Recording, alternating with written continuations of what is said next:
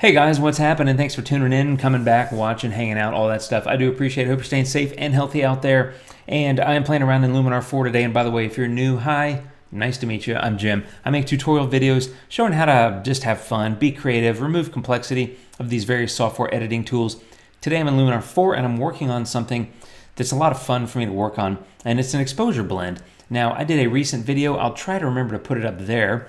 And it's a video about taking like from a series of brackets, like if you're firing brackets to make an HDR, but instead of making an HDR, you just take one with a good sky and stick it on top of the other using the sky replacement filter in Luminar in order to get that sky on top of a different version of the foreground, maybe a brighter one, for example. So I'm doing something similar in this video, but I'm going to take it a step further and do some other things. So let me show you. I've got this photo, and this is from a series of brackets I shot in Venice.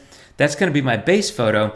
And then I also have this photo. And what I like about this photo is the sky. It's a darker sky, but I also like the boats and stuff, a little bit less movement. Now, of course, they're a lot darker, but that's okay. We can fix that.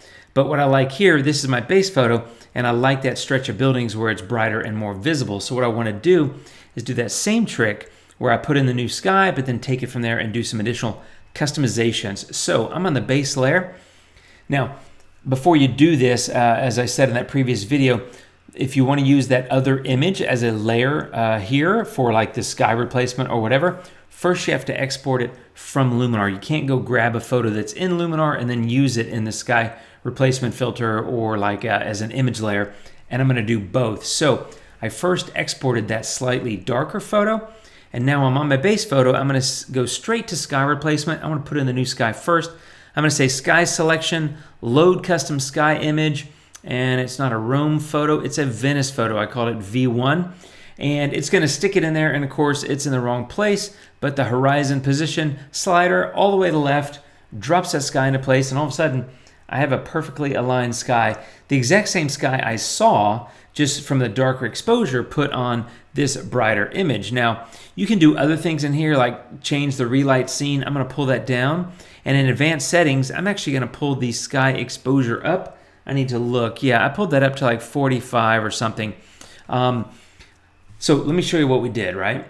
There's the base photo, and there's the current state. So basically, I exported the darker version of the photo with the darker sky, which you now see here, added that on top of this one via the sky replacement filter. So I use that sky on this one. I've got my new base image. However, the other thing I liked about that photo, as I said, was the foreground. The boats are moving less, and this gondolier is a little bit more stable. So here's a thing you can do to continue blending exposures. You can say plus add new image layer. I can get that same image, lay it on top again, and here we go. Now, what I don't notice, the sky didn't change because that's the same sky. But what I want to do is I really just want the foreground. So I'm going to say edit mask and gradient, and I'm going to click and drag a gradient here, and I'm going to do something about like that. And let me pull this down a tiny bit, maybe just position that. And it just so happens that that horizon line is fairly flat, well, not flat, but straight, right? It's tilted but straight, if that makes sense. I think you know what I'm saying. Anyway, what I've done is just taken the that other image that I exported to get the sky, and then added a new image layer, stuck that image on again, and brought in the bottom of it. So, however, it's way too dark, so I'm going to go, remember, I'm on this layer, which is my V1 layer, right? So my base layer, I put in new sky, which came from that V1 photo, but then I added an image layer, which is also the V1 photo, and I stuck it in there and used the gradient mask to drop that in there, to drop the foreground in there. Now, keep in mind, I'm on this image layer, so these adjustments are only going to impact this image layer, which is the foreground. So I went to about 1.4. I'm going to go to about 1.6, something like that. So I have just added the new sky from the exported photo called V1. And then on top of that, I added the V1 again, used a gradient mask to add it to the bottom, and then I increased the exposure of that foreground, which is due to the gradient mask. It's just the V1 photo. I hope that makes sense. You can see my mask here. White reveals, black conceals. So in other words, white is where you're seeing that V1 photo come through, and black is where you're not seeing it. So what I have now is the sky from V1 added with the sky replacement filter on the base layer. I have the base layer buildings in the middle, and then on the bottom I added a new image layer, and with the gradient mask added that V1 image and brightened it and just stuck that on the bottom. So that gave me the gondolier in the position that I wanted, the boats with less movement, and overall a balanced blended exposure. So now that I have that, I want to go edit the photo. So remember, this is a mask and this is just the foreground, so I have to add a new adjustment layer and then come over here and start making adjustments. And this is where I have to look at my notes because I can't remember what I did. So first thing I did is I went to AI Enhance, and with AI Accent I went to about 55. Now keep in mind, this is basically a global adjustment because I'm on an adjustment layer, and this adjustment layer is above the other layers. So I blended the photo, base photo, which included the new sky, and then a new image layer, right? Now I'm above both of those on an adjustment layer, and I'm having fun. So I added AI Accent to brighten and kind of blend together the light on that whole photo. AI Structure, I'm going to go -48 because I'm kind of smoothing that out. And once again, I'm going to take it with a gradient mask, and all I'm going to do is drop it in here because I want to drop that into the sky basically. So something about like that, and you can always look at your mask. That's what my gradient looks like, so it's coming across. And again, I'm dropping that negative structure into the sky. You can see the mask here, white reveals, black conceals. So the white is where my edit is being revealed. So AI Structure with a gradient filter in the sky. Next, I go to color, and I'm going to bump up the vibrancy like 24, something like that. That's looking pretty good. And then the blue saturation in here, I'm going to take down by also about a -23, 24, something like that.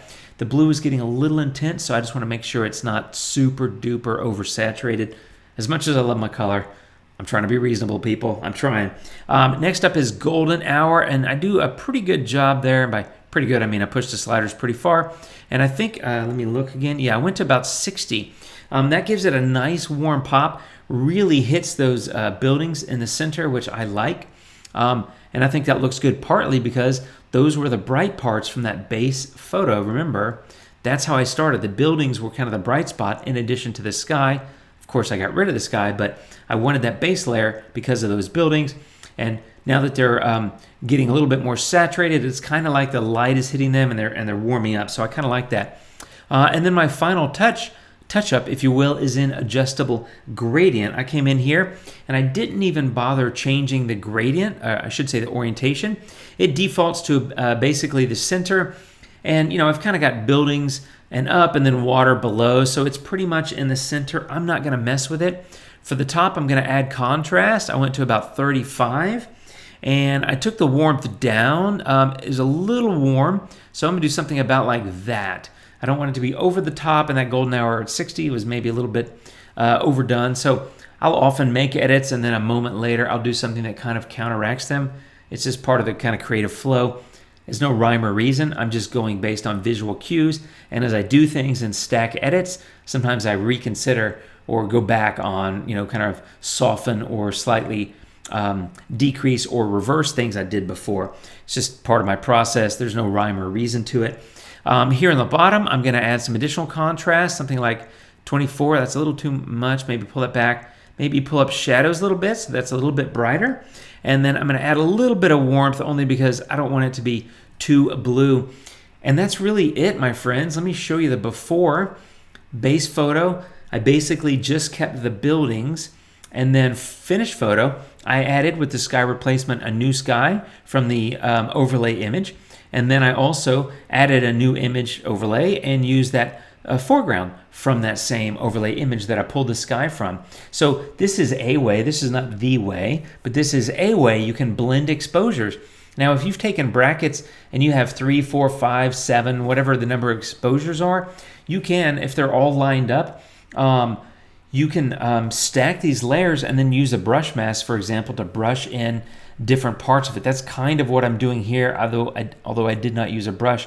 I used a gradient to get the bottom in there, and then I used the sky replacement to get the sky because, let's be honest, there's no way you're going to brush in the sky perfectly, but the sky replacement filter does it for you. So super easy, super fun. And if you look at the sliding before and after, base photo I kind of like, and now you can see that the boats, if I do this, you can kind of see how they moved. I just liked this position better. And I also like that gondolier a little bit better in the final photo. And of course, I like the sky better. So again, sky and foreground came from the V1 image. Center came from my base image. That's how you do a little bit more advanced exposure blend, or I even call it a bracket merge. It's not an HDR. It's not a tone mapping method. It doesn't auto align. It doesn't auto blend like in Aurora HDR, and it's not HDR, but it is a higher dynamic range photo, and I've blended in different exposures. So you can call it a bracket merge, you can call it a exposure blend, you can kind of call it whatever you want, but that's what I did, and that's how I blend multiple exposures over layers. And with the sky replacement filter, let's just be honest, if Luminar recognizes the sky and you can replace it, that is the coolest thing of all time. I still love that filter, and it's been, 8 months or something? I use it all the time. It's so fun. Anyway, that's how I do it. That's an edit and an exposure blend with a little bit more advanced technique, using some different masking and some fun. And I hope it helps, my friends. I do appreciate you watching very much. Take care of yourselves. Like, share, subscribe, give me a thumbs up, and don't forget, leave a comment. Let me know what you thought about this. I hope it gives you some ideas for your own photos. Other than that, my friends, take care of yourselves. I'll see you really soon. Have a great day, and adios.